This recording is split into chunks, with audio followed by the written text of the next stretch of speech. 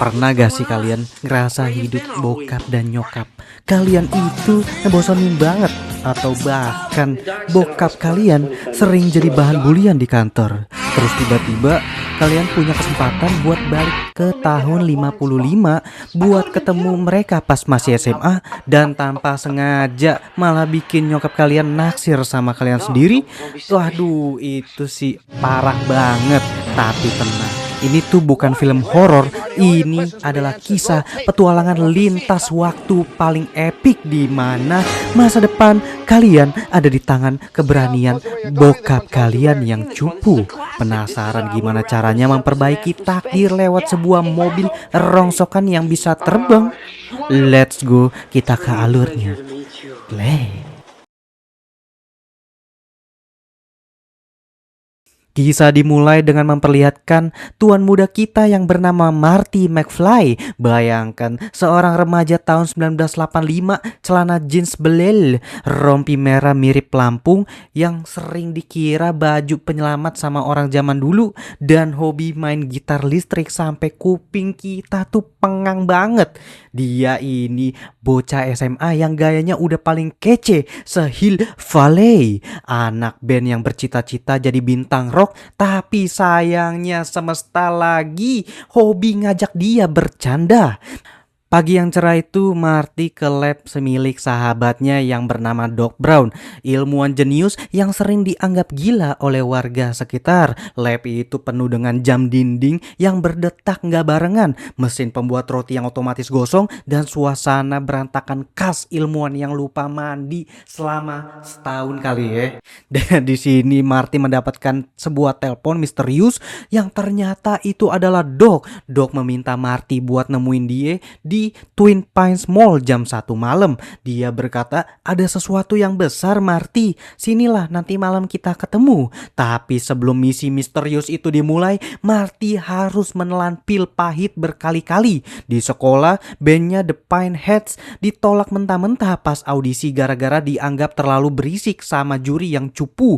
Pas balik rumah, pemandangan lebih mengenaskan nunggu dia. Bokapnya George McFly lagi dibully abis-abisan sama bosnya yang songong, alias Biff Tannen. George cuma bisa nyengir kuda sambil minta maaf pada Biff yang marah-marah gara-gara mobilnya lecet.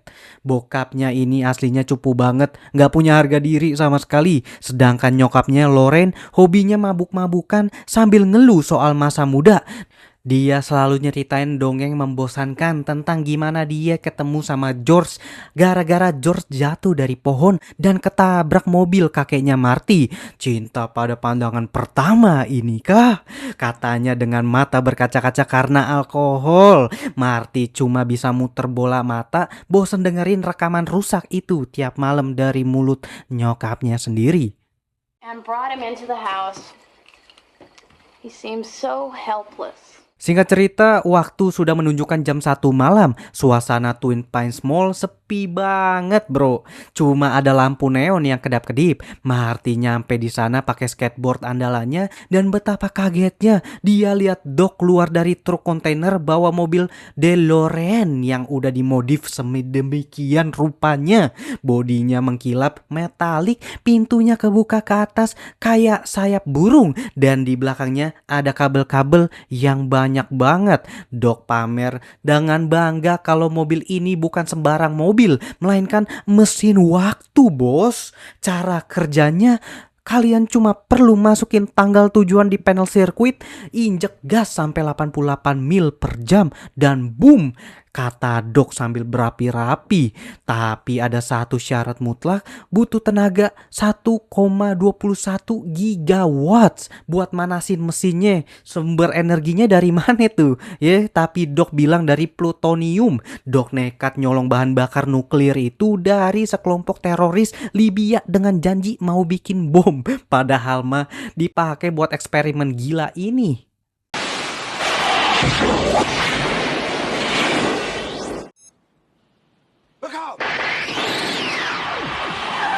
Lagi asik-asik pamer dan baru aja ngirim anjingnya, Einstein jadi penjelajah waktu pertama. Tapi tiba-tiba sebuah van butut datang ngebut ke mereka. Segerombolan teroris Libya datang sambil nembakin senapan mesin. Tapi naasnya Doc ditembak bertubi-tubi sampai tumbang di depan mata Marty. Panik setengah mati dan nggak punya pilihan, Marty pun langsung lompat ke kursi supir DeLorean. Dia injek gaspol buat kabur dari kejaran peluru. Tapi tanpa sengaja dia malah aktifin sirkuit waktu yang tadi diatur Doc ke tanggal 5 November 1955. Dan boom!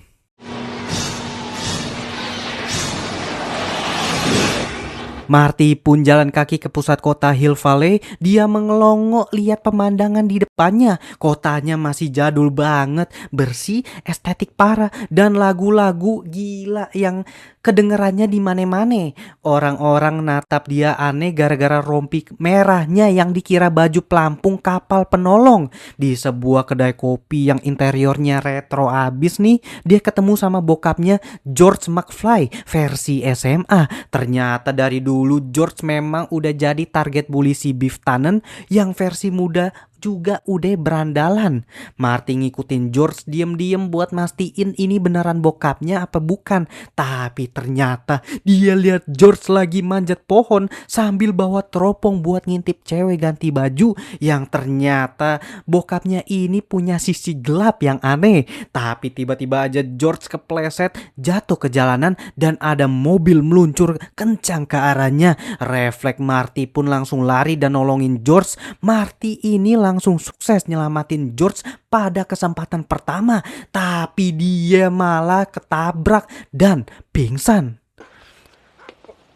Pas bangun Marty udah ada di kamar yang asing, remang-remang, dan ada cewek cantik di sampingnya. Cewek itu ternyata adalah nyokapnya sendiri yang bernama Lauren, versi muda yang masih imut dan cantik. Tapi masalah besar muncul di sini, Kip. Gara-gara Marty yang ketabrak, langsung Lauren jatuh cinta pada Marty. Dia bahkan panggil Marty dengan sebutan Calvin Klein gara-gara lihat merek yang tertulis di CD-nya Marty. Lauren mulai genit nih di sini nih. Marty langsung merinding disco liatnya. And he can sleep in my room. Marty langsung kabur dari rumah Lauren dengan perasaan campur aduk antara jijik sama takut. Dia buru-buru nyari rumah Doc Brown versi tahun 1955. Pas ketemu, Doc yang rambutnya masih agak hitaman itu nggak percaya sama sekali. Gimana mungkin ada mesin waktu di tahun 1955? Siapa presiden Amerika tahun 1985? Doc itu langsung nanya. Marty pun langsung menjawab, Ronald Reagan. Doc langsung ketawa ngakak, aktor itu mana mungkin dia bilang kan. Tapi setelah Marty nyeritain detail rahasia gimana Doc dapat ide tentang flux capitator atau yang bahasa gampangnya alat inti mesin waktu yang bikin perjalanan waktu jadi mungkin, Doc akhirnya di sini langsung percaya. Tapi masalah teknis muncul di tahun 1955, nggak ada plutonium, nggak ada toko bangunan yang jual bahan bakar nuklir. Satu-satunya sumber energi yang sanggup ngasilin 1,21 gigawatts cuma sambaran petir.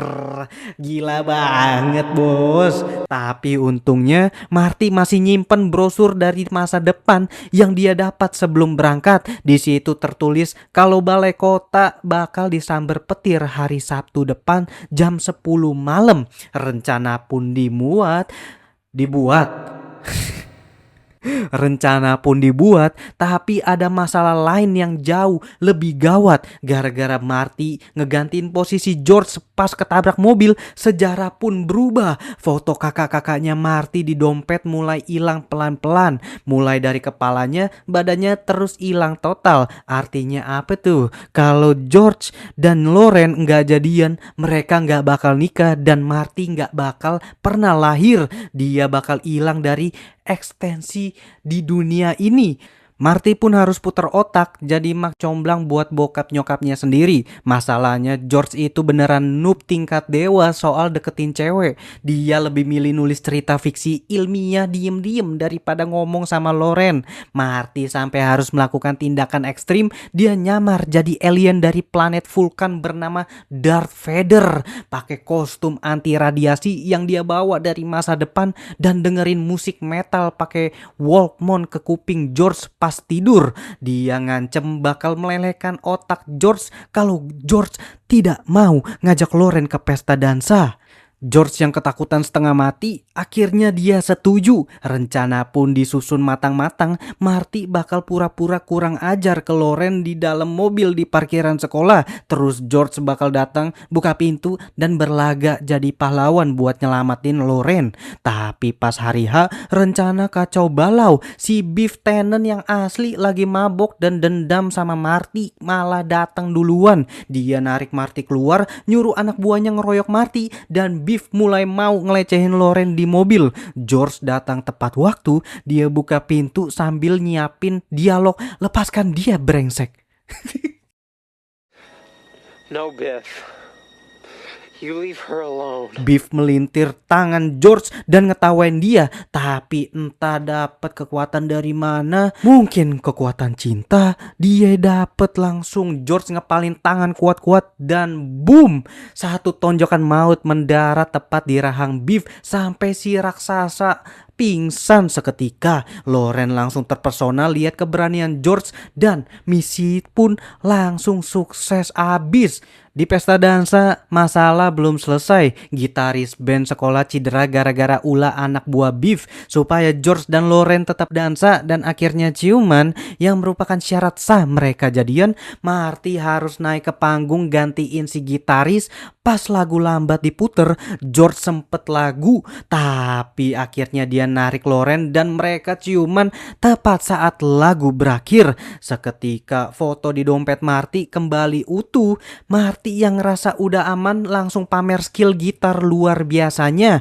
Dia bawain lagu Johnny B. Goody dengan gaya ala Van Halen, jingkrak-jingkrak di panggung sambil guling-guling dan main gitar pakai gigi. Semua orang di tahun 1955 melongo. Musiknya dianggap terlalu aneh buat zaman itu. Marty pun langsung berhenti, lihat muka-muka bingung penonton dan bilang, mungkin kalian belum siap sama musik ini, tapi anak cucu kalian bakal suka banget.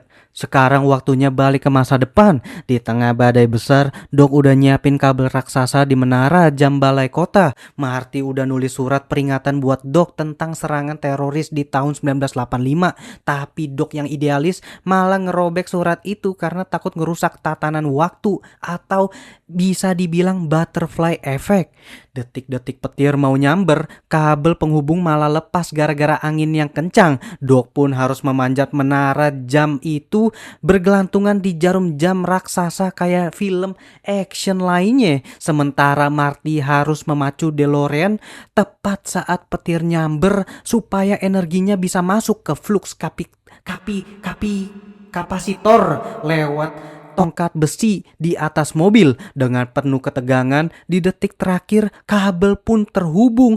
Petir langsung menyambar jedar-jedor. DeLorean pun langsung melesat cepat, ninggalin jejak api yang sangat gila itu pada saat itu. Dan Marty pun menghilang kembali ke tahun 1985.